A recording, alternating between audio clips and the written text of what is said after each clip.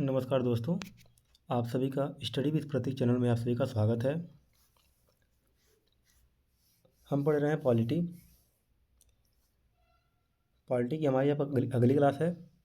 साथ साथ आपसे ये मेरा निवेदन रहता ही है कि इस चैनल को सब्सक्राइब करें, शेयर करें और बेल आइकन को भी दबाएं और हमारे टेलीग्राम चैनल से भी जुड़ें, जो डिस्क्रिप्शन बॉक्स में लिखा हुआ है। आप वहाँ जाएँ, वहाँ से टेलीग्राम चैनल से जुड़ें। आज हमारी क्लास होगी पॉलिटी की अगली क्लास है, जो प्रस्तावना है। प्रस्तावना, उद्देशिका या प्रियम्बल, इन तीनों को एक ही नाम से जानते हैं। क्या? प्रस्तावना, उद्देशिका या प्रियम्बल। ठीक।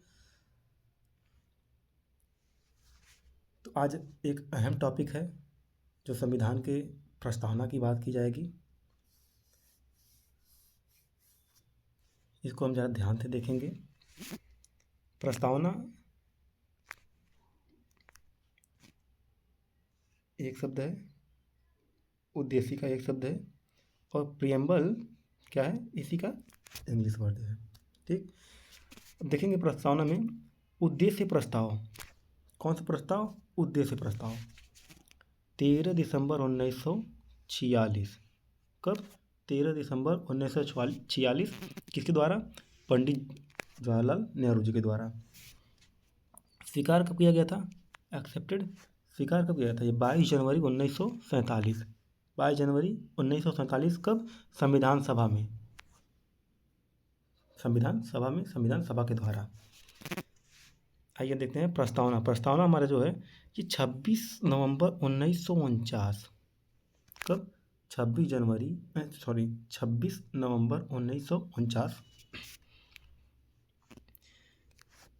इस दिन लगा था। विचार जो इसका था प्रस्तावना का, वो कहाँ से लिया गया था? अमेरिका से। विचार जो था कहाँ से लिया गया था? अमेरिका से लिया गया था। देखिए, जो प्रस्तावना का विचार है वो कहाँ से लिया था? अमेरिका से। भाषा कहाँ की? ऑस्ट्रेलिया की। भाषा कहाँ की? ऑस्ट्रेलिया का। शुरू का जो लाइन है प्रस्तावना का, वो यहीं से शुरू होता है। हम भारत के लोग we the people of India. प्रेरित कहाँ किया जाता है? यूएनओ के चार्टर से। कहाँ से? यूएनओ के चार्टर से। रंजीत भाई, तुमने कहाँ तक देखा था? अमेरिका का भी स्टार्टिंग लाइन क्या है? We the people of US से। शुरुआत का जो लाइन है वो यही है अमेरिका का, we the people of US से। आगे देखेंगे प्रस्तावना से संबंधित कथन। कौन सा कथन? प्रस्तावना से संबंधित कथन, स्टेटमेंट रिलेटेड टू प्रियम्बल।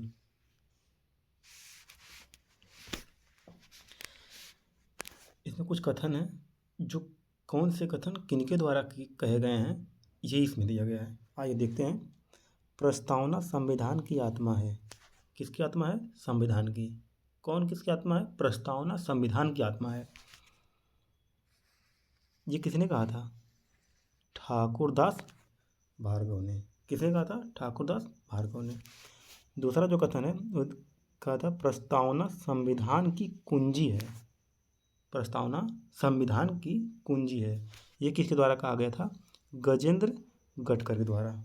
किसके द्वारा? गजेंद्र गटकर के द्वारा।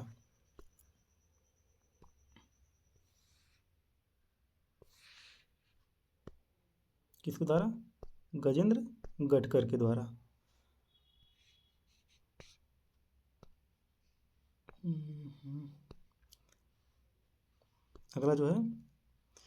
अगला है प्रस्तावना संविधान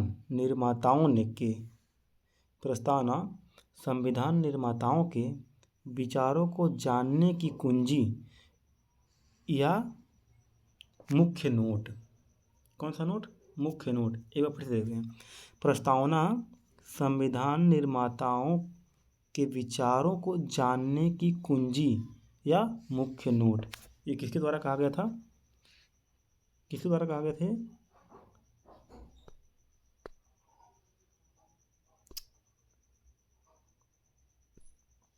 किसके द्वारा?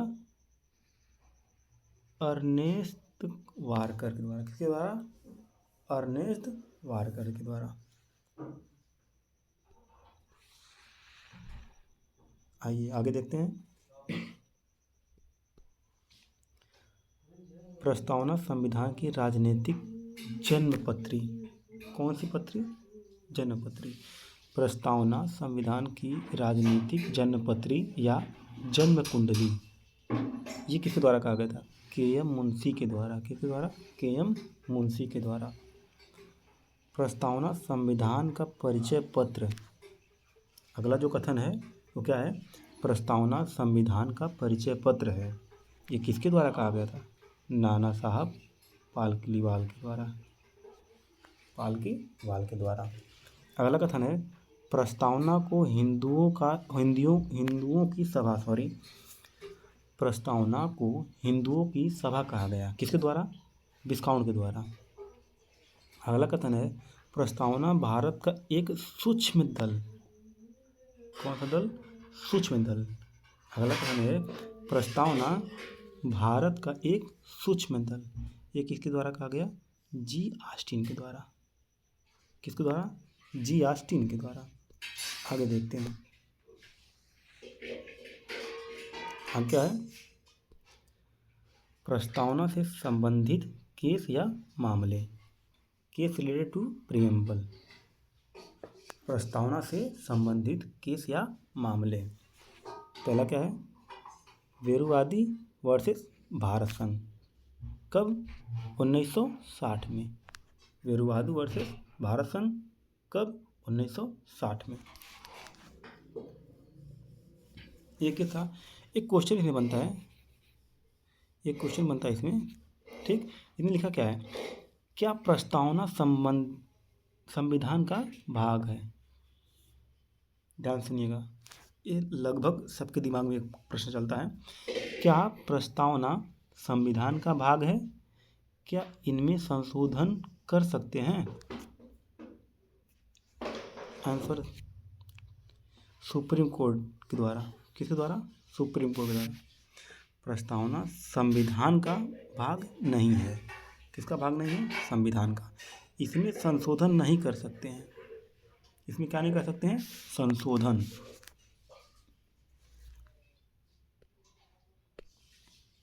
आगे देखते हैं। इसमें संशोधन नहीं कर सकते हैं। क्यों नहीं कर सकते हैं? क्योंकि वो मूल हिस्सा है।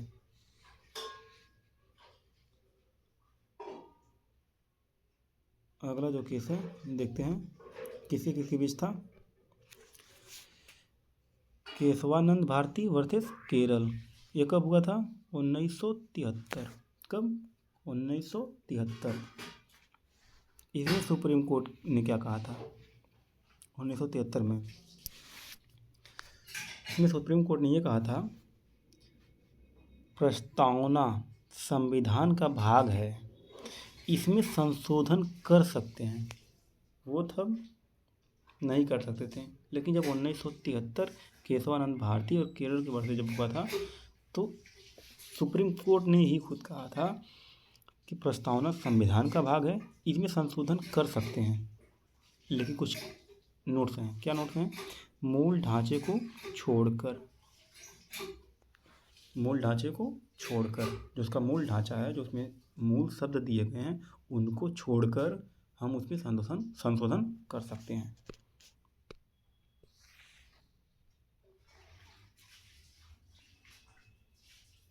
आइए आगे देखते हैं। प्रस्तावना में न्याय। किसमें न्याय? प्रस्तावना में न्याय। न्याय कितने प्रकार के? 3 प्रकार के। कितने प्रकार के? 3 प्रकार के। पहला सामाजिक न्याय। कौन सा न्याय? सामाजिक न्याय। दूसरा आर्थिक न्याय और तीसरा राजनीतिक न्याय। पहला सामाजिक न्याय, दूसरा आर्थिक न्याय, तीसरा राजनीतिक न्याय। कितने न्याय हैं? 3। ये तीनों इस रूप में दिए गए हैं, आप देख सकते हैं। ठीक, आगे देखते हैं। स्वतंत्रता। स्वतंत्रता कितने प्रकार की होती हैं ये भी देख लीजिए, 5 प्रकार की। पहला, अब विचार, आप अपने विचार विमर्श या अपने विचार के लिए स्वतंत्र हैं, आप अपने मन में कोई भी विचार कर सकते हैं। दूसरा क्या है, अभिव्यक्ति, एक्सप्रेशन, आप अपनी बात अपने विचार को अभिव्यक्त कर सकते हैं, इसके लिए आप स्वतंत्र हैं। तीसरा, विश्वास, विश्वास, आप किसी के कहने पर किसी इंसान पर या किसी कंपनी पर या तो एनीथिंग किसी पर विश्वास करेंगे नहीं, आप किसी के ऊपर विश्वास करने के लिए स्वतंत्र हैं। क्या है, स्वतंत्र हैं। चौथा है धर्म, मतलब आप जिस भी धर्म से समुदाय से आते हो, आप अपने धर्म की पूजा करने के लिए अथवा जो भी प्रचार प्रसार करने के लिए स्वतंत्र हैं। पांचवा होता है उपासना, व्रत इत्यादि ये सब करने के लिए आप स्वतंत्र हैं। ये हमारी 5 स्वतंत्रताएं हैं जो संविधान के प्रस्तावना में मिलती हैं। ठीक, आगे चलते हैं। समानता, इक्वलिटी, कौन सी चीज, समानता यानी कि इक्वलिटी। पहली क्या है, पहली समानता हमारी क्या है, गरिमा या प्रतिष्ठा। कौन सी समानता, गरिमा या प्रतिष्ठा, जिसे हम कहते हैं स्टेटस। स्टेटस वो व्हाट्सअप का स्टेटस नहीं है भाई, ये स्टेटस अपना स्टेटस होता है, खुद की एक पहचान होती है, खुद की एक गरिमा होती है, एक प्रतिष्ठा होती है। ये उस बात वहाँ से बात ली गई है। आप ये शब्द देख कर स्टेटस व्हाट्सअप स्टेटस मत समझिएगा, ठीक। ये खुद की एक गरिमा की बात कर रहा है। समानता यानी कि इक्वलिटी, पहली समानता गरिमा और प्रतिष्ठा। दूसरी अवसर, अपॉर्चुनिटी, अपॉर्चुनिटी अवसर, यानी कि किसी भी काम करने के लिए किसी भी समुदाय को, किसी भी धर्म के व्यक्ति को, जाति को, सबको एक समान रखने की अवसर प्रदान की गई है, इसमें लिखा गया, ठीक। दूसरा हमारा है भाईचारा यानी कि बंधुत्व, भाईचारा बंधुत्व, बंधुत्व ये तो आप जानते ही हैं, कुछ समझाने की कोई बात नहीं है। आइए हम देखते हैं प्रस्तावना में जो शब्द हैं वो कहाँ से लिए गए हैं। प्रस्तावना में जो शब्द हैं जो कहाँ से लिए गए हैं ये देख लेते हैं। देखिए, प्रस्तावना में जो शब्द हैं वो कहाँ से लिए गए यही देखना है। तो देखिए, समानता, स्वतंत्रता, बंधुत्व, कौन कौन सा 3 शब्द हैं, ध्यान देखिएगा। समानता, स्वतंत्रता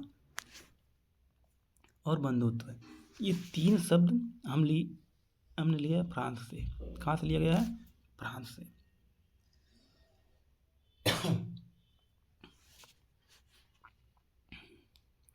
अगला है न्यायिक आदर्श, न्यायिक आदर्श, जुडिशियल आइडिया, कहाँ से लिया गया, रूस से। कहाँ से लिया गया, रूस से। मोस्ट इंपॉर्टेंट, प्रस्तावना में संशोधन, किसमें संशोधन, प्रस्तावना में संशोधन आज तक केवल एक बार हुआ है। कितनी बार, एक बार। कब, 42वें संविधान संशोधन अधिनियम 1976 में। कब हुआ था, 42वें संविधान संशोधन में। कब, 42वें संविधान संशोधन अधिनियम 1976 में हुआ था। इसके द्वारा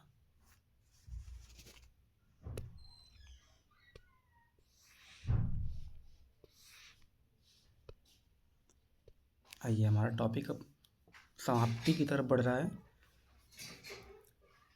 कुछ वर्ड हैं दिए गए हैं, जो नए शब्द आए थे उसमें। जब संविधान का संशोधन हुआ था, वह प्रस्तावना का जब संशोधन हुआ था 1976 में, तो कुछ नए शब्दों को जोड़ा गया था। वो 3 नए शब्द थे, कौन कौन से, पहला समाजवादी, दूसरा पंथ निरपेक्ष, तीसरा शब्द अखंडता।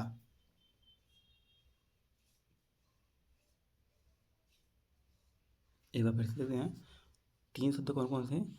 समाजवादी, सोशलिस्ट, पंथ निरपेक्ष, सेकुलर, अखंडता, इंटीग्रिटी। ठीक, इन तीनों शब्दों को ही केवल मिलाकर जितनी बात कहने की मतलब प्रेरित की गई है इन्हीं तीनों शब्दों से, वो एक मिनी कॉन्स्टिट्यूशन है, मतलब एक लघु संविधान है। मतलब इसमें साफ साफ ये जाहिर किया गया है कि ये 3 शब्द जोड़े गए ना, ये लगभग एक छोटे संविधान का निर्माण करते हैं। इन तीनों शब्दों का इतना महत्व है। ठीक, तो इसी के साथ हम अपनी क्लास को आज समाप्त करते हैं। मिलते हैं अगली क्लास में। तब तक के लिए आप बेहतर रूप से रिवीजन कीजिए, नोट्स को प्रॉपर देखते रहिए। जो ना समझ में आए तो हम समझाते ही हैं। कमेंट सेक्शन में बताते रहिए क्या दिक्कत है क्या नहीं है।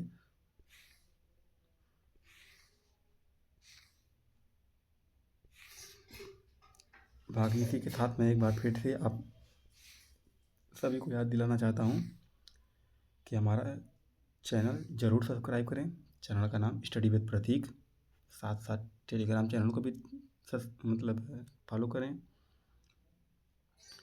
इस चैनल को सब्सक्राइब करें, लाइक करें, शेयर करें और मस्त रहें, जिससे हमें भी एक नई ऊर्जा मिलती है। अगर आप लाइक करते हैं, कमेंट करते हैं, कुछ पूछते हैं, आपकी जिज्ञासा बढ़ती है। तो जैसे आपकी जिज्ञासा बढ़ती है पूछने की, वैसे हमारी भी एक जिज्ञासा होती है बताने की, ताकि हमें भी तो पता चले कि आप क्या पढ़ रहे हैं, आपने कितना ध्यान दिया इस पे, इस वीडियो पे, इस लेक्चर में कितना ध्यान दिया, कितना नहीं दिया। अगर आप बेहतरीन रूप से पढ़ेंगे तो कुछ ना कुछ इम्पोर्टेंट पॉइंट ज़रूर पा जाएंगे आप, जो आपके दिमाग में किल करेगी बार बार कि ये कैसे हुआ, ये कब होगा, ये मुझे नहीं समझ में आया, या तो इसका मूल का सब मूलतः एक है क्या, जो भी है। तो आप अगर वीडियो को ध्यान से देखेंगे, पढ़ेंगे तो ही समझ में आएगा। और कमेंट सेक्शन में ज़रूर बताया करके, ताकि हम अगले वीडियो में उसे सुधार कर आपके माध्यम तक आपके तक पहुंचाया जा सके। और कोई भी त्रुटियां हो तो एक बार कमेंट सेक्शन में ज़रूर बताइए। साथ साथ चैनल को सब्सक्राइब करें, लाइक करें और घंटी को दबाना ना भूलें। इसी के साथ हम अपनी वाणी को विराम देते हैं। जय हिंद, जय भारत।